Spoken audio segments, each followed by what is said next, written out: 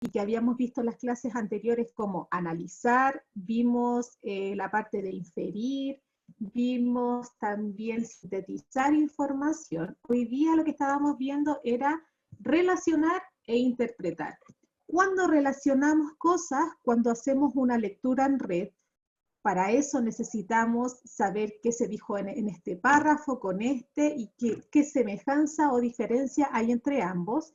Y cuando llegamos a establecer una relación de todos los párrafos, podemos llegar a la interpretación, es decir, por qué esos párrafos, por qué esa información se colocó ahí para, cierto, informarnos del tema central. Entonces, relacionar es hacer una lectura en red, ver qué semejanzas hay en cada párrafo, ¿cierto? Y luego, junto con ese trabajo, vamos a poder interpretar el sentido global del texto. Para eso, habíamos dicho que los textos, tanto literarios como no literarios, en cada párrafo presentaba un objetivo secundario, que sí se basa en generar en la información del tema central. Por ejemplo, si yo voy a hacer un texto informativo hablando de, por ejemplo, de un libro, ya en el primer párrafo quizás voy a presentar el autor, en el segundo párrafo voy a hablar sobre el movimiento, en el tercer párrafo voy a hablar sobre la temática del libro, en el cuarto párrafo voy a hablar de los personajes, pero con distintas formas de expresar la información. Y en un texto literario, narrativo, también pueden existir estos tipos de secuencias discursivas que la vamos a llamar. Por ejemplo, en una novela, muchas veces, por ejemplo, el personaje narra la historia, pero en otro párrafo nos describe el ambiente, muchas veces también nos hace un comentario, entonces también prevalece, pero un poquito más restringido, estas secuencias discursivas, donde prevalece más en el texto informativo, ¿ya? ¿Cuáles son estas secuencias? Hay párrafos que nos definen, hay párrafos que describen el tema que se va a presentar, hay párrafos que narran, caracterizan, comentan, comparan, ¿ya? O ejemplifican. ¿Cómo identificábamos eso? Ya decíamos que la definición, y vuelvo a retomar la clase anterior para que más o menos nos conectemos, ya que han pasado varios días. Cuando un párrafo nos define, cuando ese párrafo responde a qué es algo y para qué sirve, ¿ya? Como por ejemplo, la frase que dice al lado de la ilustración, ¿cierto? Del personaje, el hexágono irregular es un polígono. Ya me dice de qué familia proviene, quizás me puede decir si deriva de una palabra, ¿cierto? Se origina de una palabra del latín, del griego, de una familia. Cuando me define de esa manera, estoy hablando del concepto, vuelvo a reiterar, definición. Es decir, apela a, en este caso, a decirme de dónde proviene esa palabra, qué lo compone, decir en este caso a qué pertenece. Esa es una definición. Cuando hablamos de descripción, hablamos de las características, es decir, de las cosas que lo componen, ¿ya? Las enumeramos, son cosas que nosotros evidenciamos, ¿cierto?, de manera objetiva, como por ejemplo, María tiene esos ojos grandes, negro, el pelo largo, ahí estamos haciendo una descripción, ¿ya?, de manera objetiva. Pero cuando narramos, cuando contamos algo en un tiempo, de manera cronológica, ya con un tiempo determinado. Por ejemplo, si yo voy a contar una anécdota de algo que me pasó el fin de semana, yo al enunciar esa información, ya lo que se determina ahí es que voy a narrar los hechos dentro de una manera cronológica y en un espacio, ¿cierto?, de manera ordenada para que sea entendible, porque si yo voy a contar un hecho y primero cuento el final y después el principio, no se entiende mucho, pero de esa forma, profe Romina Yáñez intentando ingresar. Tendría que decir al profesor Carlos. Profesor Carlos, ¿está por ahí? Estaba haciendo el almuerzo, no sé si me habrá escuchado, para que la active. Ya, por ahí la va a ingresar. Ya, entonces la narración tiende a contarnos un hecho. un pequeño párrafo quizás dentro del texto informativo que va a contarnos el tema, va a contar una anécdota dentro de una secuencia como evento, cronológica, causal, ¿cierto? Eso, por ejemplo, ahí arriba decía, él sabía que sería un buen día, salió con una gran sonrisa de su casa, bajó a la estación, como siempre lo esperaba, atochada de gente, pero no le molestó porque sabía que sería un buen día. Esa forma de dar información, que es una secuencia discursiva, es de tipo narrativa. Cuando caracterizábamos, cuando era igual que la descripción, pero en vez de ser objetiva, era subjetiva. Yo voy a describir un personaje, una persona, un objeto, un animal, una situación, un espacio, pero lo que voy a describir, es decir, caracterizar, en este caso, va a ser de manera objetiva, como por ejemplo, voy a decir, Leonardo da Vinci no solo fue un hombre dedicado de la ciencia y a las artes, es un genio, ¿cierto? La ingeniería también tuvo entre sus saberes el don de ser un hombre muy atractivo. Por ejemplo, si yo digo, esta niña es atractiva, amorosa, amable, de esa forma yo estoy caracterizando, pero si yo digo la niña tiene el pelo largo, los ojos azules, y es una información objetiva, es descripción, ¿ya? Que quede bien claro, cuando yo describo, doy información objetiva, solamente lo que veo. Si yo caracterizo, estoy dando características, pero con un sentido más subjetivo. Doy mi apreciación, doy el juicio, ¿ya? Que quede bien eso claro. Cuando hago un comentario, cuando ofrezco una opinión, y aparecen secuencias textuales, en este caso, discursivas, como yo pienso, yo deseo, a lo mejor. Entonces aparecen esas marcas textuales que indican que es un comentario, ¿ya? Y eso los hace, ¿cierto?, expresar un juicio. Y comparación, párrafos de comparación, es cuando yo establezco la similitud o comparación, en este caso diferencia, entre dos objetos. Siempre cuando hago una comparación tiene que haber dos elementos. No puede haber uno para hacer una comparación. Siempre tengo que hacer una similitud o una diferencia con otra cosa. Como por ejemplo, dice ahí, tus ojos son como dos esmeraldas. Ahí hice una comparación, ¿ya? O podría ser en un texto informativo, este hecho se compara con un hecho sucedido en tal año, y ahí hice en este caso, una comparación con dos situaciones en diferentes tiempos. Y la última secuencia discursiva, que nos podemos topar ahí con el tipo de redacción, tanto en textos literarios como no literarios, es la ejemplificación. Es decir, entrega situaciones o ejemplos, ya, de que se habla, ¿es cierto? En este caso, entrega situaciones o ejemplos concretos de una situación de la que se habla en un párrafo anterior. En este caso, un ejemplo, en este caso, tiende a ser, ¿cierto?, una información que deja al el receptor o tanto al emisor más clara la información, ¿ya? Si yo doy una definición de un concepto y yo necesito aclarar más la situación, voy a dar lo que se llama una ejemplificación, ¿ya? La ejemplificación siempre surge para aclarar la información ya dicha, para que la información quede en este caso más clara y más entendible. Ya, ¿para qué es lo que estoy diciendo todo esto?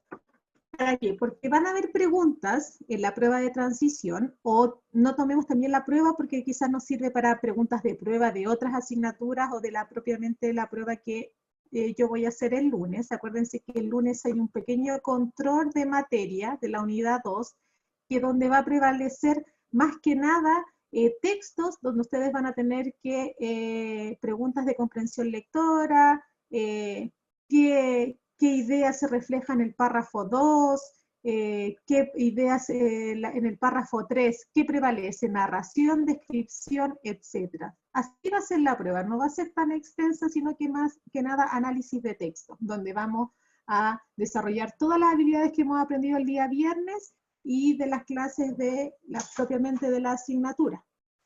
Así que eso.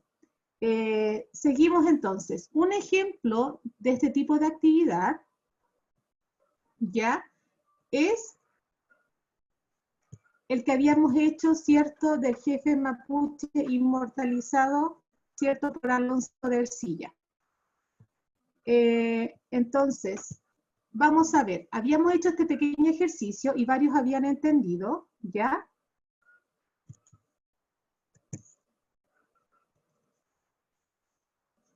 Vamos a leer el texto. Dice ahí, Caupolicán, jefe mapuche inmortalizado por Alonso de Ercilla en la Araucana, ya su historia se mezcla con la fantasía del poeta, siendo difícil conocer la verdad. Fue cacique de Pimayquén en la región de Osorno, se enfrentó a las tropas de García Hurtado de Mendoza en la batalla de Millaraupe el 30 de noviembre de 1957 en circunstancias habría hecho saber a García con el fin de intimidarlo que él había dado muerte a Pedro de Valdivia y lo mismo esperaba el gobernador. Caupolicán fue hecho prisionero en Tucapel el 5 de febrero de 1558, a causa de la traición de un indio yacona llamado Andresico. Durante una borrachera ceremonial, las tropas de Pedro de Avendaño Velasco cayeron sobre su campamento y fue ejecutado empalándolo en una estaca a través de su cuerpo. Ercilla nos dice de él. ¿Quién es él? En este caso, este jefe mapuche llamado Caupolicán, y dice, él era este noble mozo de alto pecho, varón de autoridad, grave y severo, amigo de guarda, todo derecho, áspero, riguroso, justiciero, de cuerpo grande y relevado, pecho hábil, diestro, fortísimo y ligero, sabio, astuto, sagaz, determinado y en caso de repente reportado. Entonces, si yo me pregunto ahí, o yo les pregunto a ustedes, pueden habilitar su micrófono o en el chat. Yo lo que marqué ahí en rojo, ¿qué es lo que era? Era narración, descripción, comentario, ejemplificación. ¿Qué será eso? Cuando yo digo jefe mapuche inmortalizado. ¿El inicio se puede tratar de una narración o no? Ya, el inicio. Donde marcó con rojito. Ya, sería una narración. ¿Qué será? Jefe mapuche inmortalizado. Definición, por ahí dice Camila Sala. No podría ser narración, ya, porque la narración implica una secuencia cronológica de tiempo, ya. En este caso, prevalece el tiempo, prevalece como si estuviésemos contando con fechas. Solamente lo que te marqué, no. Sino porque, como dice Camila, es una definición, porque me dice primero, jefe mapuche inmortalizado por Alonso de Ercilla. Fíjate que suena más a definición, porque en el título del texto es Caupolicán. No empieza a decir Caupolicán es el jefe mapuche, sino que aquí hay una elipsis verbal, ¿ya? Del verbo es, ¿ya? Que solamente se subentiende que hay una definición, como por ejemplo, jefe mapuche inmortalizado, y no dice Caupolicán es un jefe mapuche inmortalizado por Alonso de Ercilla en la Araucana. Por eso Camila estaba muy bien, porque dice que es, en este caso, una definición. Lo segundo, ¿qué será? Fíjense qué marcas textuales aparecen ahí. El 30 de noviembre de 1557, en esas circunstancias, ¿cierto? Habría hecho saber a García que él había dado muerte a Pedro de Valdivia y Caupolicán fue hecho prisionero en Tucapel. ¿Qué será eso? Narración, descripción, comentario, caracterización. ¿Qué será? ¿Una narración? Muy bien, es una narración, ¿cierto? Porque prevalecen las marcas textuales, en este caso de tiempo, y nos narra, ¿cierto?, un poco de la historia de este personaje que al principio nos dio una definición. Y por último, ¿qué nos cuenta de este personaje? Fíjense que cada párrafo... Ahí salen Esa, características. sí, eso podría ser una caracterización porque igual lo hace de manera subjetiva. ¿Cuáles son las palabras subjetivas ahí?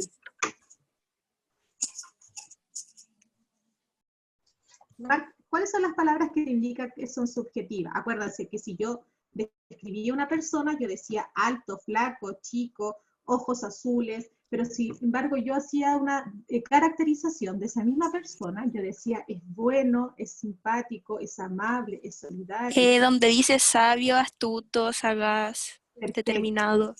Claro, entonces eso hace que sea una caracterización. Con el ejercicio que están haciendo ahora, ustedes van a hacer el mismo ejercicio que me van a entregar como actividad 4, luego voy a dar las instrucciones, van a hacer lo mismo, ¿ya? Ustedes van a escoger un texto a elección, puede ser literario o puede ser informativo, y ustedes van a trabajar en ese texto de una plana, lo pueden imprimir, o lo pueden escribir en su cuaderno, porque después me mandan hecho con todos los ejercicios que yo les voy a pedir, con subrayado, tirar líneas para que yo vea qué ejercito en ese texto, ¿ya? Van a hacer lo mismo que estoy haciendo yo. Van a subrayar y van a ver qué prevalece en cada párrafo. Y fíjense que con ese ejercicio es mucho más fácil entender la información de los textos, porque muchas veces cuando los textos son muy extensos, y hay preguntas que aluden a definición de un concepto que se dio en ese mismo texto. Para mí va a ser muy difícil volver a leer todo el texto, sino que me voy al párrafo donde prevalecían definiciones. Y fíjense que es más fácil hallar con esa técnica que releer el texto y al final se pierde mucho tiempo. ¿Ven? Definición, narración y caracterización. Muy bien, como habíamos dicho. Ya. Este tipo de texto es un tipo de texto que podemos presentar en la prueba de transición, ya que lo saqué directo de ejemplos de prueba, ya de comprensión lectora. Acuérdense que la prueba solamente se basa casi el 100% en comprensión lectora. Entonces, fíjense que van a haber preguntas con lo que yo les estoy pasando. Hay preguntas que le van a decir, ¿qué función discursiva cumple el primer párrafo? Van a haber preguntas así. Entonces, la materia que les estoy pasando ahora les va a servir. Por ejemplo, ¿qué función discursiva cumple el primer párrafo? Yo para entender el primer párrafo tengo que haber leído el texto en general y luego entender qué secuencia discursiva, porque fíjense que las alternativas me habla de comparar, explicar, describir, nombrar. Acuérdense que para comparar tengo que haber dos elementos, para explicar tiene que, en este caso, haber una información previa, ¿cierto? Ya, para poder hacerlo, describir, doy características objetivas, y nombrar solamente, nombro los elementos, ¿ya? Y en este caso los digo sin explicarlo, sin definirlo, sin nada. Entonces vamos a ver cuál es la alternativa correcta, ¿cierto?, de esta pregunta.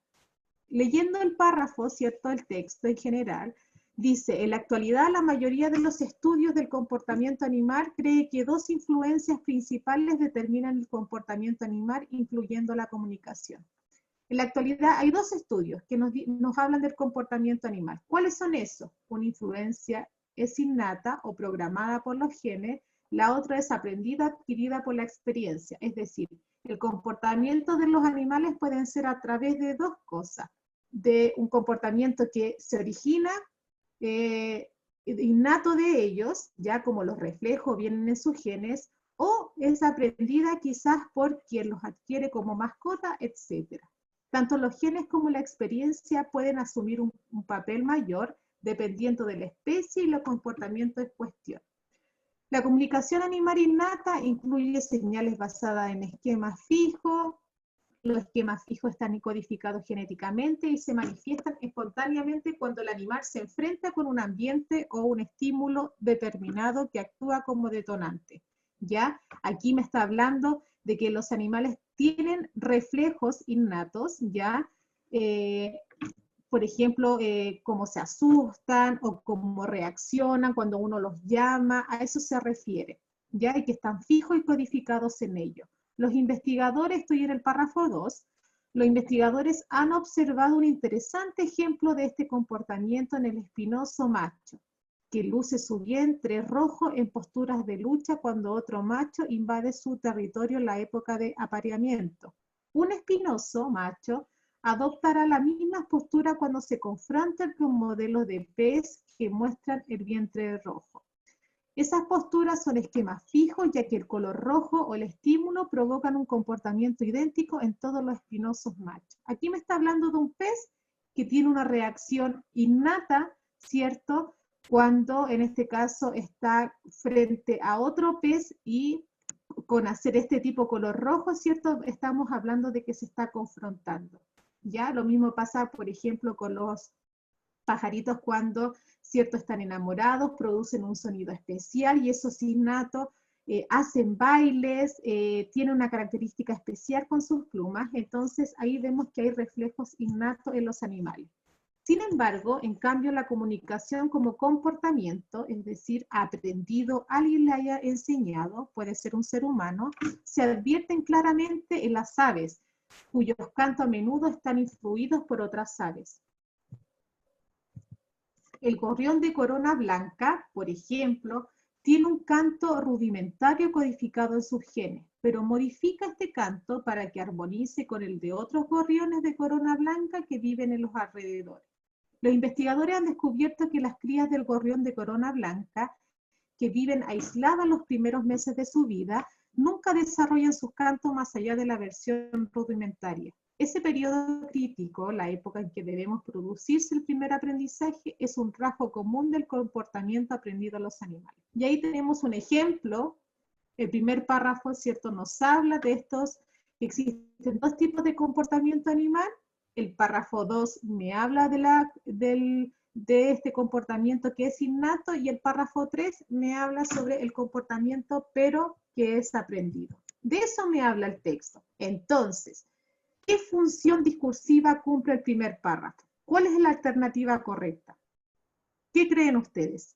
A, B, C. ¿Compara, explica, describe o solamente nombra? ¿Qué hace el primer párrafo? Si yo ya les expliqué el texto, ¿qué creen ustedes? ¿Compara las influencias que afectan en el comportamiento animal? ¿Eso hace el primer párrafo? ¿Los No. explica?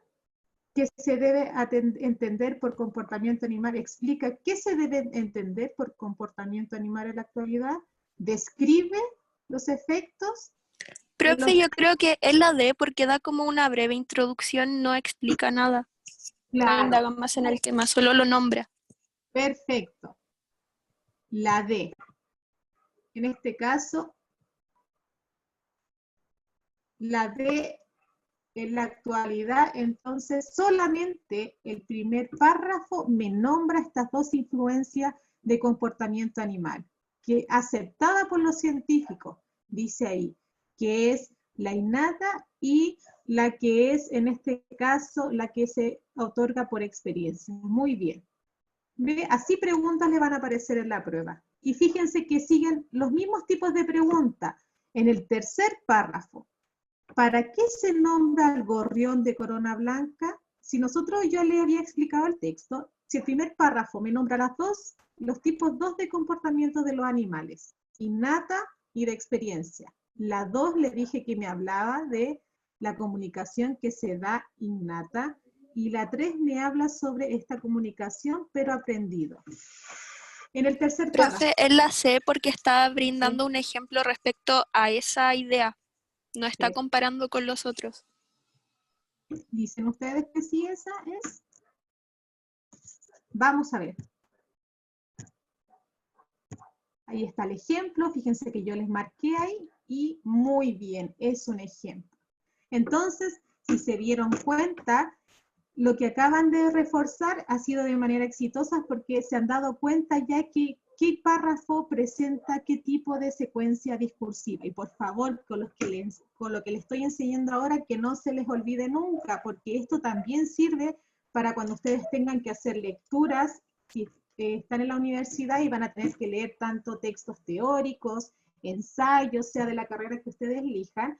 Fíjense que les van a hacer prueba y les van a mandar textos, y no estamos hablando de textos de 20 páginas, porque yo sé que la universidad mandan libros que leer de investigación, y esta técnica de hallar qué dice cada párrafo va a servir mucho, sobre todo para que ustedes después que lean los textos, armen sus mapas mentales, es decir, sus mapas de resumen. Entonces, si ustedes utilizan los mapas mentales, utilizan esta idea de hallar en cada párrafo, aparte de la idea principal, qué secuencia discursiva tiene, si me está definiendo, en qué párrafo me definió el concepto que me están pidiendo en la prueba, va a ser mucho más fácil poder estudiar y retener la información. Si ustedes aplican todo lo que acabo de enseñar, y en otras asignaturas y en la educación superior les va a ir muy bien en sus pruebas, ¿ya? Porque acuérdense que los textos hay que trabajarlos, hay que desarmarlos, no hay que solamente dar una primera lectura, hay que desarmarlos para poder entender.